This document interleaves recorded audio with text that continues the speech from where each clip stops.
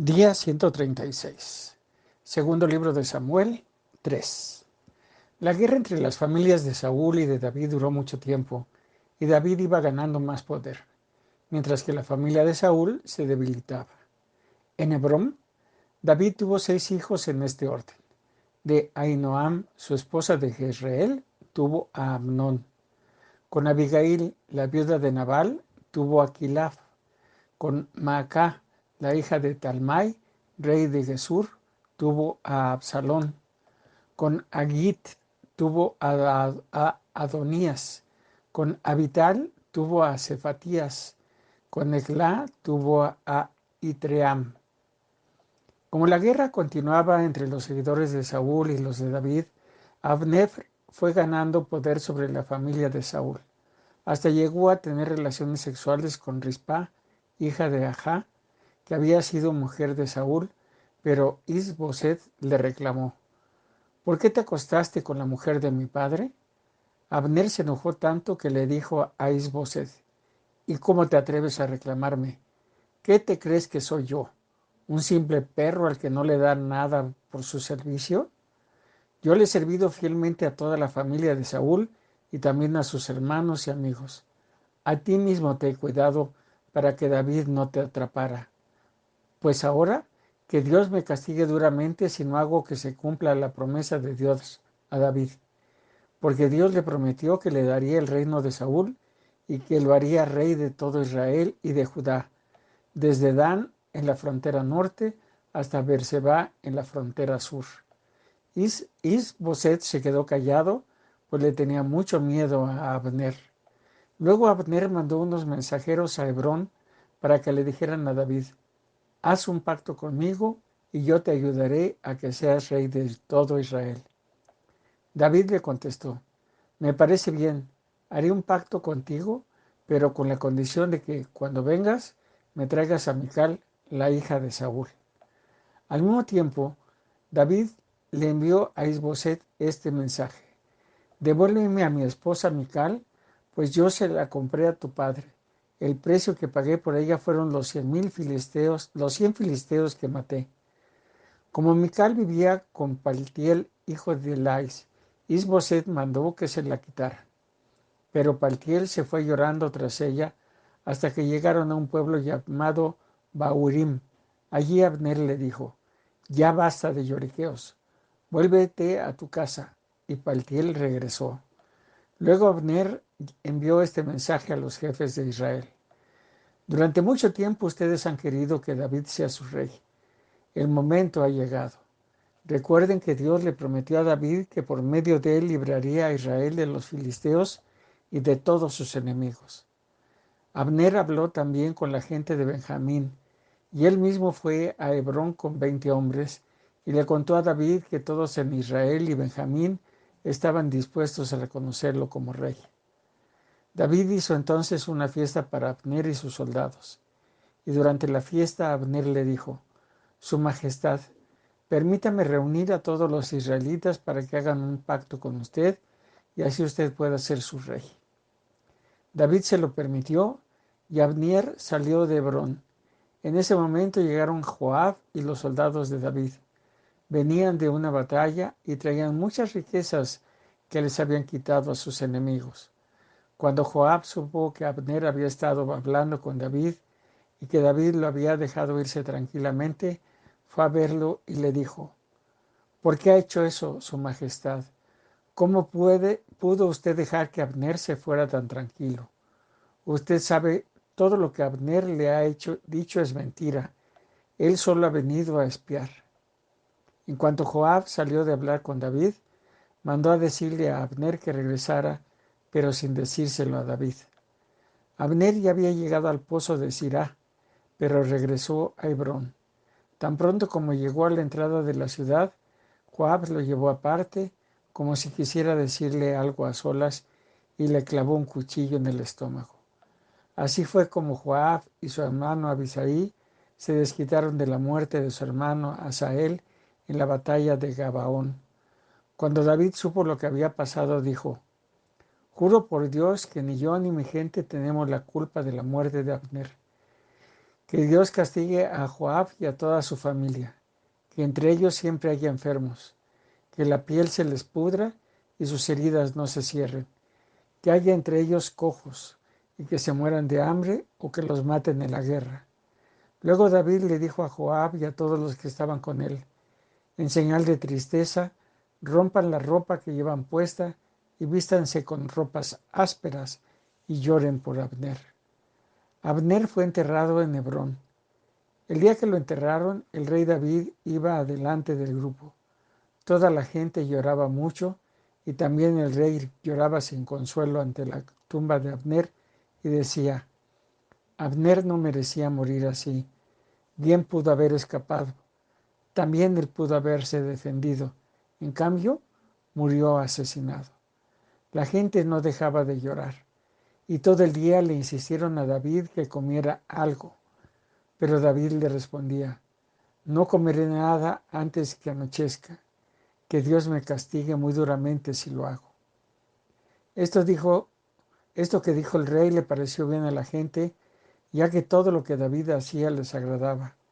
La gente se dio cuenta de que el rey no era culpable de la muerte de Abner. Luego el rey les dijo a sus oficiales, ¿se dan cuenta de que hoy ha muerto en Israel un gran hombre? ¿De qué me sirve ser el rey si no pude evitar que Joab y Abisai lo mataran? Que Dios les dé su merecido por la maldad que cometieron. Segundo de Samuel 4. Jonatán había tenido un hijo, al que le puso por nombre Mefiboset. Cuando llegaron las noticias de que Saúl y Jonatán habían muerto en Jezreel, la niñera de Mefiboset tomó al niño y huyó. Pero por las prisas Mefiboset se cayó y se quedó cojo. El niño tenía entonces 5 años de edad. Cuando Isboset supo que habían matado a Abner en Hebrón, se preocupó mucho, pues se dio cuenta que ya no podría seguir siendo rey. Todos en Israel también se preocuparon. Isboset había puesto al frente de su ejército a 2 hombres de Beerot, llamados Baaná y Recab, que eran hijos de Rimón.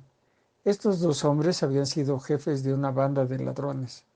Aunque la gente de Beerot se había ido a Gitam y allí se les consideraba extranjeros, ellos se consideraban miembros de la tribu de Benjamín. Baaná y Recab fueron a la casa de Isboset y entraron como si fueran a comprar trigo. Como era la hora en que hacía más calor, lo encontraron durmiendo. Entonces le clavaron un cuchillo en el estómago, le cortaron la cabeza y luego huyeron sin que nadie los viera. Caminaron toda la noche por el camino de Arabá hasta llegar a Hebrón.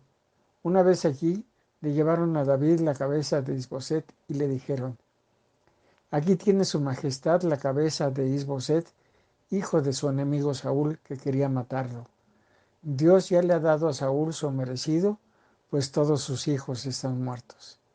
Pero David les contestó, así como Dios me ha protegido del mal, yo les juro que ustedes merecen la muerte por haber hecho esto. Al que me dio la noticia de que Saúl había muerto, lo agarré y lo maté en Siclag. Con más razón los mataré a ustedes, que son unos malvados y mataron en su propia cama a un buen hombre. Enseguida David ordenó que mataran a Baaná y a Recab, y sus hombres les cortaron las manos y los pies y los colgaron junto al depósito de agua que está en Hebrón. Luego enterraron la cabeza de Isboset en Hebrón, en la tumba de Abner. Salmo 132. Dios poderoso de Israel, acuérdate de David y de sus sufrimientos. Recuerda lo que él te prometió.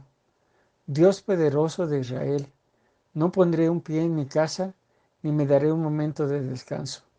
No dormiré un solo instante, y ni siquiera cerraré los ojos mientras no encuentre un lugar donde construir tu templo. Cuando estábamos en Efrata, oímos hablar del cofre del pacto, y finalmente lo hallamos en la ciudad de Kiriat Jearim. Entonces dijimos, vayamos al templo de Dios, arrodillémonos ante su presencia. Dios mío, ven con el cofre de tu pacto, que es símbolo de tu poder, al templo donde vivirás para siempre. Tus sacerdotes se vestirán con propiedad y tu pueblo cantará con alegría. Dios mío, tú elegiste a David para que fuera nuestro rey, no le niegues tu apoyo. También le hiciste este juramento y no dejarás de cumplirlo. Tus descendientes serán reyes, yo los haré reinar. Si ellos cumplen con mi pacto y con mis leyes, también serán reyes sus hijos y reinarán en tu lugar para siempre. Tú elegiste a Jerusalén para vivir allí, siempre allí. Dijiste, aquí pondré mi templo, aquí reinaré siempre, porque así lo he decidido. Bendeciré ricamente los alimentos de esta ciudad y con abundante pan calmaré el hambre de sus pobres. Vestiré a sus sacerdotes con ropas de triunfo y el pueblo cantará con alegría. Aquí haré que renazca el poder de David, el rey que yo elegí. Aquí reinarán para siempre sus descendientes. Sobre la cabeza de David brillará siempre la corona. Sobre la cabeza de sus enemigos brillará la vergüenza. Primera carta a los Corintios, capítulo 2. Hermanos en Cristo, cuando fui a ustedes para hablarles de los planes que Dios tenía en secreto, no lo hice con palabras difíciles ni traté de impresionarlos. Al contrario, decidí hablarles solo de Cristo y principalmente de su muerte en la cruz. Cuando me acerqué para enseñarles y anunciarles el mensaje, me sentía poco importante y temblaba de miedo. No fui a ustedes como un sabelotodo, ni usé palabras elegantes. Solo dejé que el Espíritu de Dios mostrara su poder y los convenciera. Y así, ustedes creyeron en Dios, no por medio de la sabiduría humana, sino por el poder de Dios. Sin embargo, cuando hablamos con los que ya entienden mejor el mensaje de Dios, hablamos con sabiduría. Pero no empleamos la sabiduría humana como la emplea la gente y los gobernantes de este mundo. El poder que ellos tienen está condenado a desaparecer. Nosotros enseñamos el mensaje con palabras inteligentes que vienen de Dios. Ese mensaje habla de los planes que Dios tenía en secreto desde antes de crear el mundo y que Él quiso manifestarnos para que podamos compartir la gloria. Claro que este plan inteligente de Dios no lo entendió ninguno de los gobernantes del mundo. Si ellos lo hubieran entendido, no habrían colgado de la cruz a nuestro Señor, quien es el dueño de la vida. Como dice la Biblia, para aquellos que lo aman, Dios ha preparado cosas que nadie jamás pudo ver, ni escuchar, ni imaginar. Dios nos dio a conocer todo esto por medio de su Espíritu, porque el Espíritu de Dios lo examina todo, hasta los secretos más profundos de Dios. Nadie puede saber lo que piensa otra persona. Solo el espíritu de esa persona sabe lo que ella está pensando. De la misma manera, solo el Espíritu de Dios sabe lo que piensa Dios. Pero como Dios nos dio su Espíritu, nosotros podemos darnos cuenta de lo que Dios, en su bondad, ha hecho por nosotros. Cuando hablamos de lo que Dios ha hecho por nosotros, no usamos las palabras que nos dicta la inteligencia humana, sino que usamos el lenguaje espiritual que nos enseña el Espíritu de Dios. Los que no tienen el Espíritu de Dios no aceptan las enseñanzas espirituales, pues las consideran una tontería, y tampoco pueden entenderlas porque no tienen el Espíritu de Dios. En cambio, los que tienen el Espíritu de Dios todo lo examinan y todo lo entienden, pero los que no tienen el Espíritu no pueden examinar ni entender a quienes lo tienen. Como dice la Biblia, ¿quién sabe lo que piensa el Señor? ¿Quién puede darle consejos? Pero nosotros tenemos el Espíritu de Dios y por eso pensamos como Cristo. Suscríbete, activa la campanita, comparte y deja tus comentarios. Gracia y paz.